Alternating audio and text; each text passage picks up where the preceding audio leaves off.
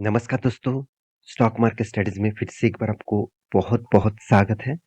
तो आज यहाँ पे मैं डिस्कशन करने वाला हूँ एक टू व्हीलर इंडस्ट्री से जुड़े हुए कंपनीज़ के बारे में। देखिए देखा जाए तो टू व्हीलर इंडस्ट्रीज़ में बहुत सारे कंपनीज़ हैं, मगर टू व्हीलर्स के साथ थ्री व्हीलर्स भी जुड़ के रखा है। मगर आज जिस कंपनी के बारे में बात करूँगा, वो सिर्फ़ के सिर्फ़ टू व्हीलर्स के ऊपर ही काम करते हैं। तो नाम अपने मतलब पहले आप डिस्क्लेमर में देख ही चुके होंगे, कंपनी का नाम है हीरो मोटोको।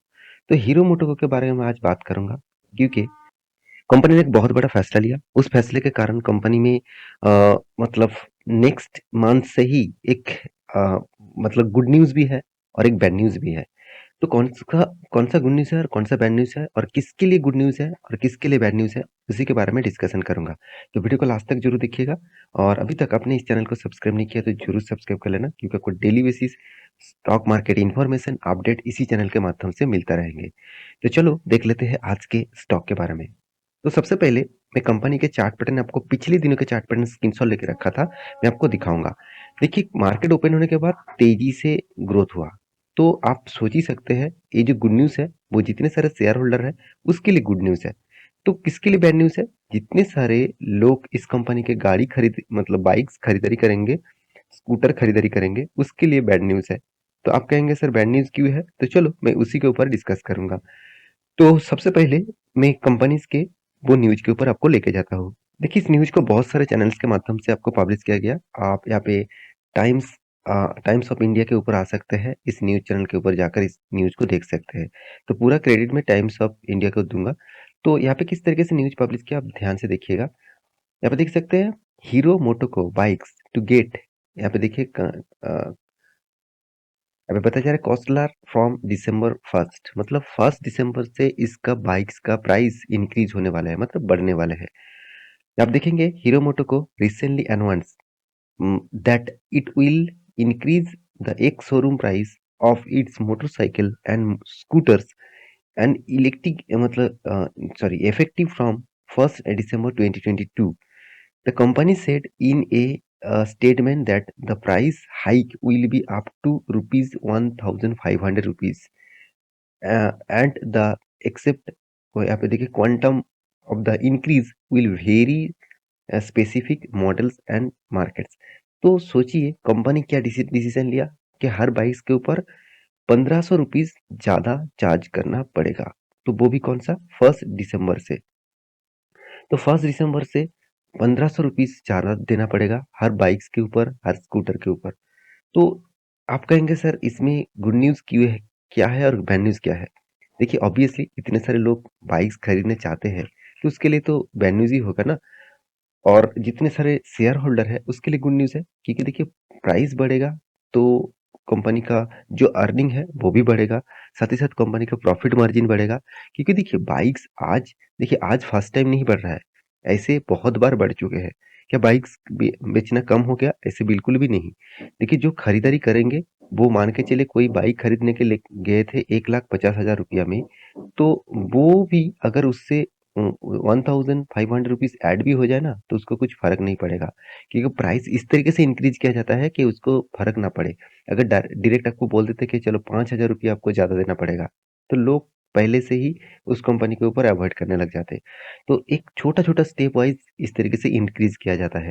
पहले भी इंक्रीज़ किया गया है। तो यहाँ पे देख सकते हैं कंपनी का जो चीफ फाइनेंशियल ऑफिसर जो है, मतलब जिसको सीएफओ कहा जाता है, यहाँ पे देखिए निरंजन गुप्ता जी, उन्होंने खुद इस तरीके से बातचीत किया है। और देखिए कोई भी अगर इस तरीके से कंपनी के ऊपर कोई भी डिसीजन लेते हैं, तो हमेशा सेबी के पास उसको फाइलिंग करना पड़ता है।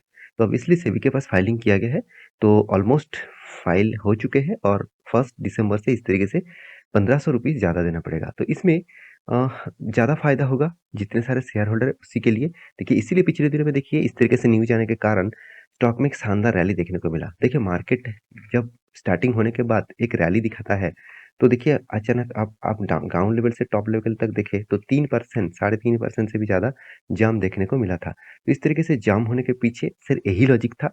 मैं आपको हमेशा इस तरीके से प्रीवियस डेटा और न्यूज़ को क्यों दिखाता हूँ? क्योंकि देखिए, मैं रिसेंट वीडियो बनाना चाहता था, मगर बहुत सारे लोगों ने क्या किया, उस न्यूज़ को देखकर नेक्स्ट डे में ट्रेडिंग ले लिया, मतलब ट्रेड कर लिया और बहुत सारा नुकसान भी हो गया। तो मैं नहीं चाहता, तो मैं इन्वेस्टर के लिए वीडियो बनाता हूँ, तो उसके हिसाब से देखा जाए तो मैं 1 दिन बाद में आपको वीडियो दूँ, तो भी कोई फ़र्क नहीं पड़ेगा, क्योंकि एज़ ए इन्वेस्टर आपको लॉन्ग टर्म हिसाब से काम करना है। तो आपको देखना है क्या इस कंपनी के ऊपर फ्यूचर में ग्रोथ किस तरीके से है। मैं देखिए बहुत बार आपको बोल चुका हूँ, हीरो मोटो को कोई छोटा-मोटा कंपनी मत समझ लेना। अगर इसका कॉम्पिटिटर के हिसाब से देखा जाए तो आईचआर मोटर नंबर 1 है। फिर भी मैं आईचआर मोटर को नंबर 1 नहीं कहूँगा, क्योंकि आईचआर मोटर मोटरसाइकिल्स भी बेचते हैं, साथ ही साथ बस और ट्रक्स भी बनाते हैं। तो इसका मतलब उसका sector automobile, two wheelers industries के ऊपर नहीं पड़ेगा। तो टू व्हीलर्स इंडस्ट्रीज़ के ऊपर कौन पड़ेगा? आप देखेंगे हीरो मोटो को है, साथ ही साथ टीवीएस मोटर भी बोल सकते हैं, बजाज मोटर को वो भी बोल सकते हैं। फिर भी बजाज मोटर्स और टीवीएस मोटर दोनों 2 एंड 3 व्हीलर्स के ऊपर भी काम करते हैं। तो ये कुछ कैटेगरीज़ के हिसाब से देखा जाए तो हीरो मोटोकॉर्प सिर्फ अकेला ही है उस सेक्टर में। इस कंपनी का खासियत मुझे सबसे जो अच्छा लगा, कंपनी टोटली डेट फ्री है।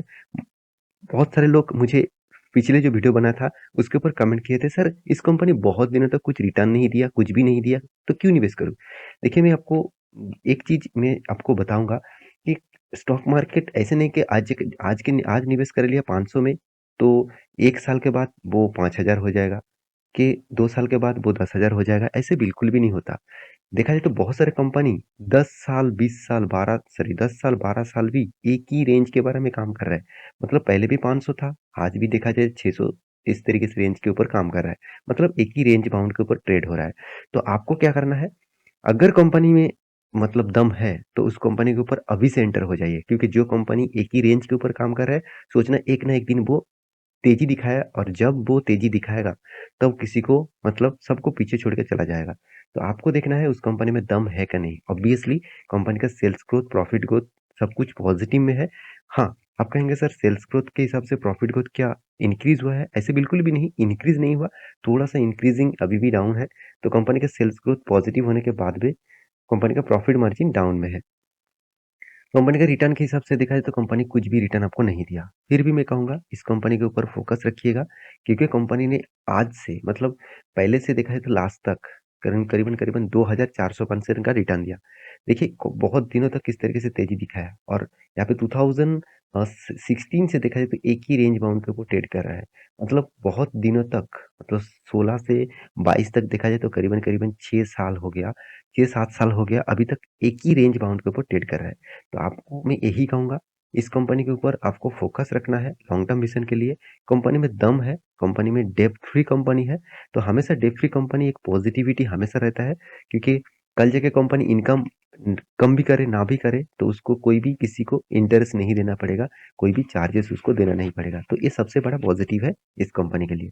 तो मैं एक ट्रेंड लाइन ड्रॉ करके दिया, 2018 में इसका हाई हुआ था जब 4086 के आसपास, तो आज देखा जाए तो 2700 के आसपास चल रहा है। तो सोचिए कंपनी 50% डिस्काउंट में आपको दे रहा है, तो कोविड के सिचुएशन में कंपनी 1400 रुपीज़ तक आ गया था।